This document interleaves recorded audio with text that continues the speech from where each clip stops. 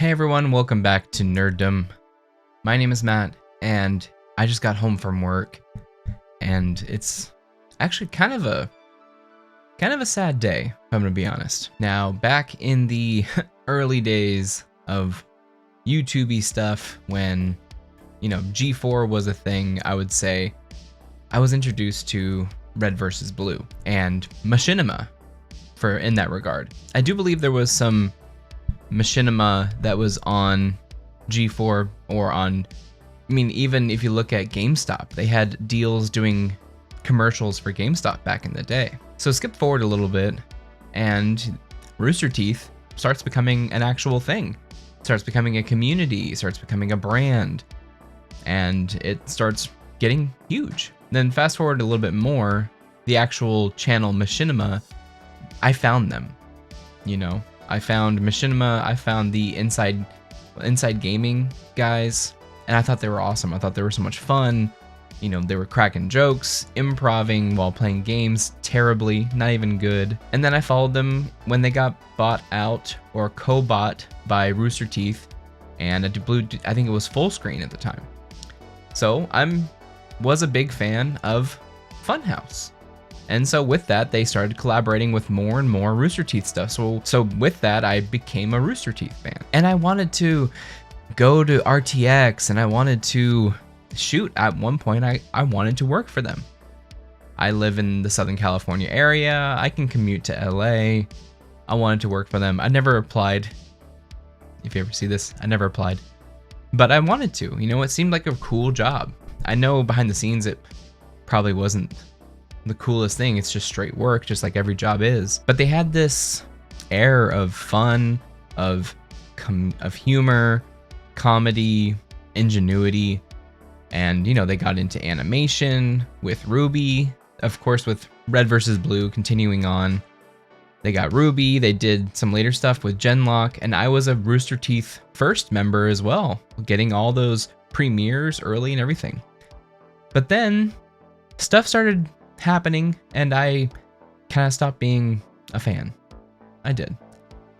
And then stories came out, one after another, and it just seemed like I kind of dodged a bullet by never trying.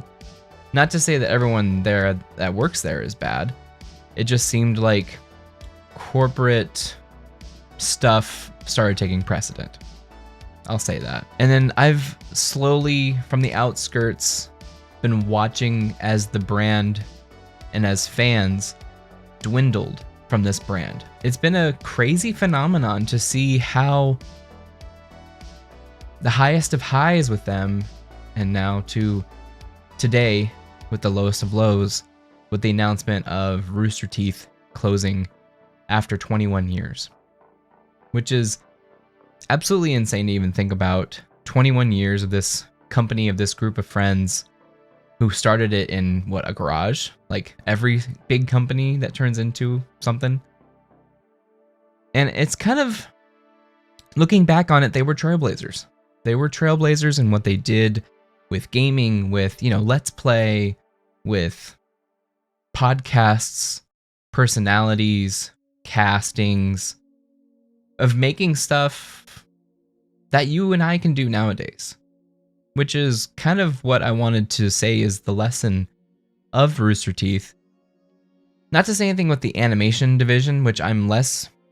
I know less about the animation division. I never watched Ruby. I never watched all the other stuff. I just know about it. Even Red vs. Blue, after a while, I kind of stopped watching. But I wanted to talk about this kind of stuff. The podcasts, the Let's Play, the achievement hunters, that kind of thing. Like I said, they really were trailblazers in doing what I'm doing here. And there may be a big reason why we're able to have these things in our homes right now. Of course, with the advent of faster, cheaper internet, faster, cheaper technology, all of us have that ability to have multicam setups, to have microphones that sound relatively well. I'm okay, I love you, baby. And it really did teach all of us that all of us could do what they did. Not saying that they weren't special, not saying that they weren't talented or they tried hard or they worked hard, but all of us had the capability to do something like that.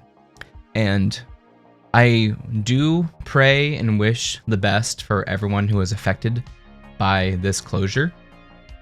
Like I said, if you're a cool person, I do sincerely wish you the best, and I know you'll land on your feet. There's still opportunity out there.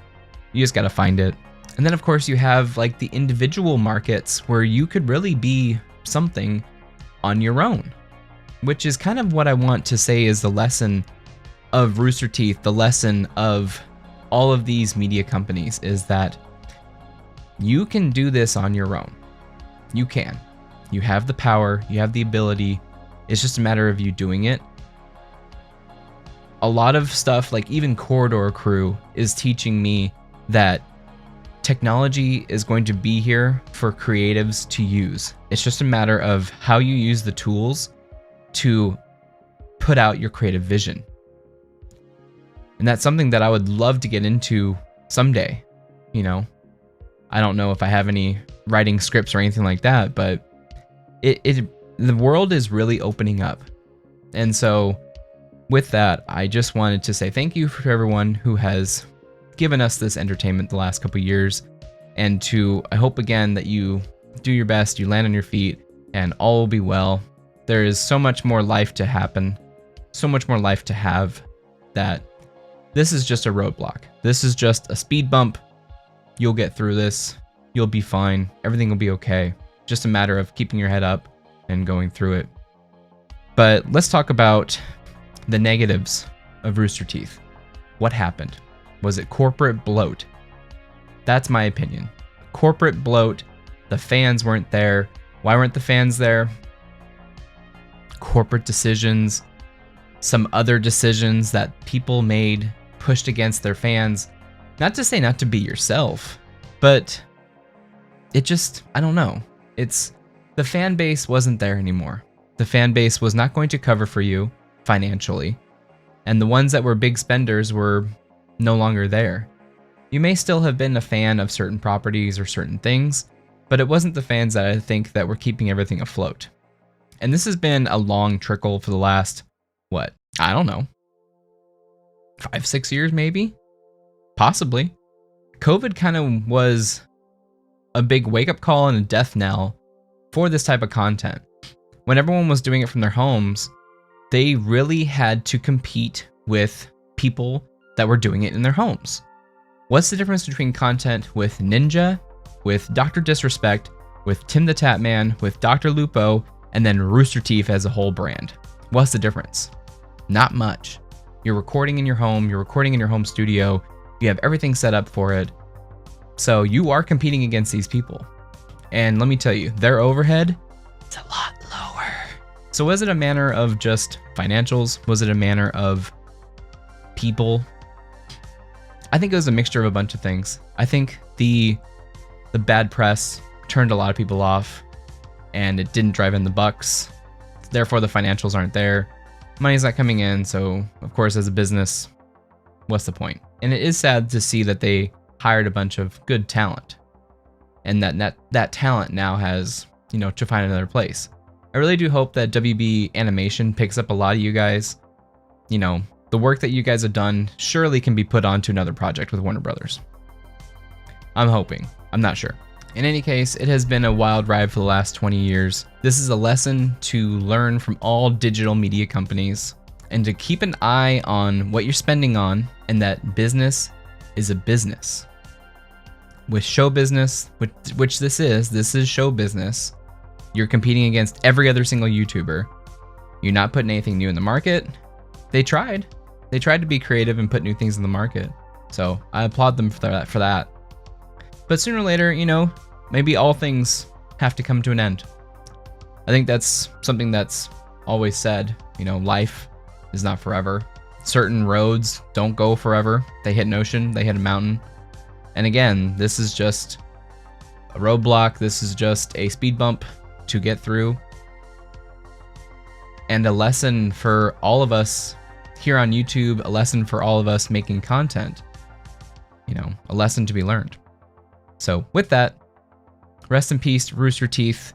It was a wild ride, and yeah, it's a sad day, but I haven't been a fan for a while, so it's not too rough for you. Any of you fans, best for you. But hey, that's my thoughts on the matter.